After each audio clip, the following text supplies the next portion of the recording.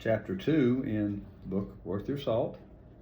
And it's a pretty short chapter, but still needs to be in there. So here we go.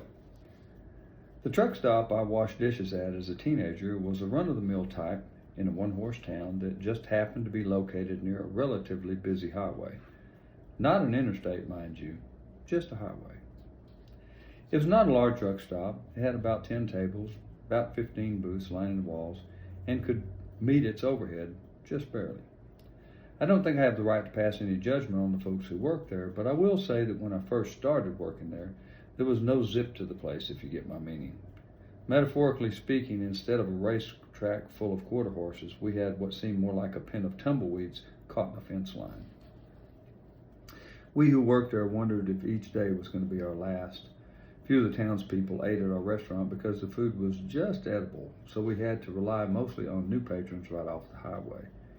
Everyone had taken pay cuts and the owner cooked at night. But then something happened one night while he was cooking back in the kitchen. Nobody knew what it was, but the next day the owner did not show up for work at his normal time. The waitresses asked the daytime cook to stay, and he did, although reluctantly, because he earnestly did not know if he was going to get paid for it. The next day the owner showed back up with an old Hispanic man with snow-white hair. He introduced him to us as Furman. One name, and nobody knew if it was his first or last. He looked to be in his 50s and spoke broken English laced with bits of Spanish tossed in like a garnish. What Furman says goes, the owner told us all. He is going to turn our restaurant around, and we are going to help him. Understand? We all nodded our heads. The old Hispanic man said not a word. He placed his tattered briefcase on the counter and opened it up. Inside was a laminated stack of papers. He handed one of them to each of us with a small smile.